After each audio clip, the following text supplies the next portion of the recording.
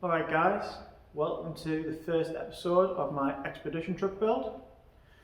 In this video I'm going to give you a walk around of the truck, show you the good points and bad points of buying something like this, as well as explain my future plans with the truck. So let's get into it.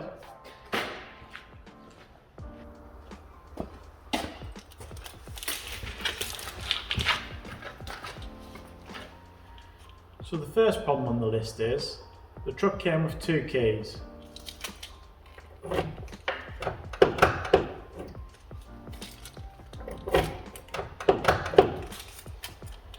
Neither of which actually open it. So let's go on the passenger side, see if we can get in there.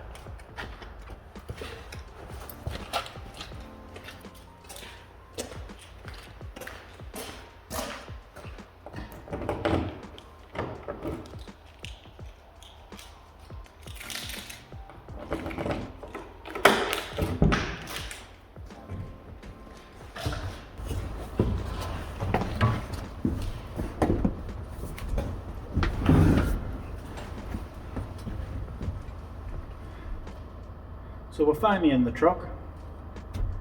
Let's see if it'll fire up.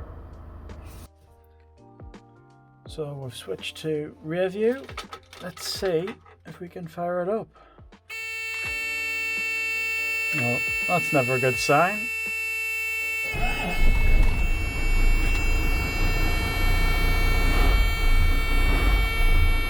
But just fired up.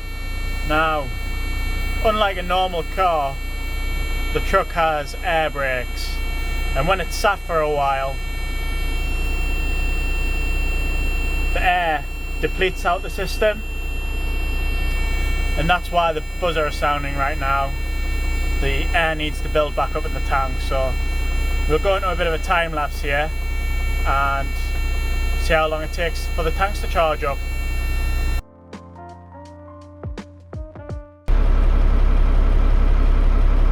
So the truck's been running for about 2-3 minutes now, and we can see all of the air tanks have charged up. However, I have got a light on the dash that shouldn't be there, and that's the diff lock. So let's engage the diff lock button and see if it goes out.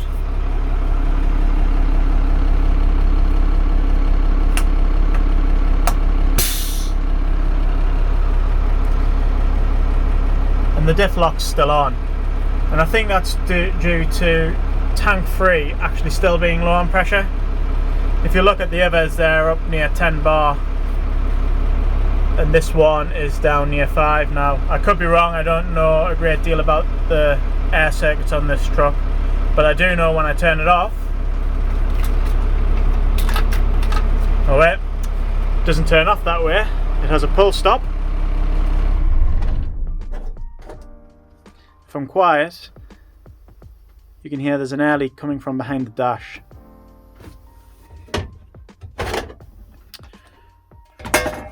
When I remove everything, and hopefully if I can get a light in here, you can see next down here there is cut pipes. You know, the trailer brake has been removed and tucked behind here. It's all a bit of a mess, so that's going to be one of the first jobs to sort. I believe all of the air valves, or most of the air valves, are behind the dashboard, so we'll get the dash out, and I plan to actually renew most of these, or at least check all of the unions over and all of the pipe. If anyone does actually know where I can get some of these, that'd be great.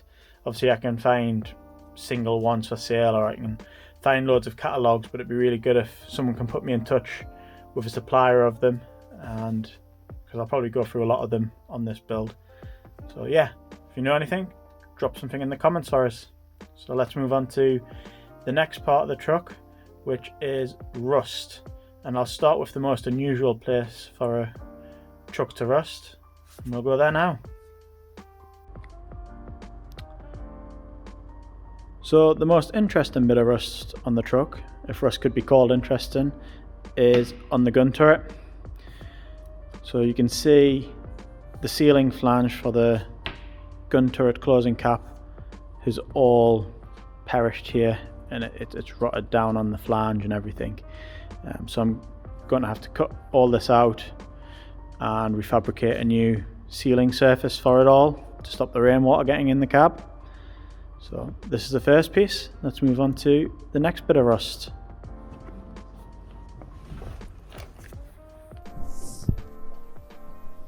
So we're now back on the ground from the roof, and we're going to look at the common rust spots on these trucks, which is related to the mud guards. Now, the first sign of this having some is the fact I've got this checker plate here. From what I understand is the army put these on here when it started to get a bit crusty to reinforce them. So we'll have to jack the truck up to show the underside of that, but for now I'll show around this area here. So, getting out the cab, we can see there is some more rust, which is, yeah, not good. So this will all need to be rebuilt and reconstructed. It's all the way along under that edge. So I think that'll be one of the first jobs, is getting the floor out and seeing what lies beneath.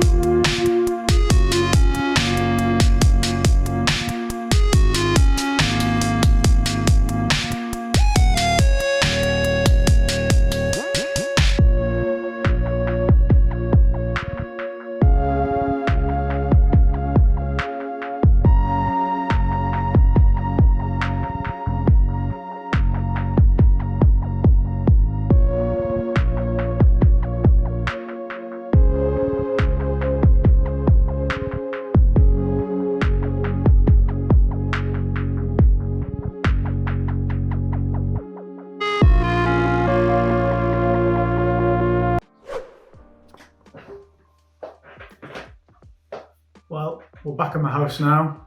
I've left the unit. It's a bit cold there. Decided to finish off the video here in my office. So as you can see from the walk around, the truck is a bit tired underneath.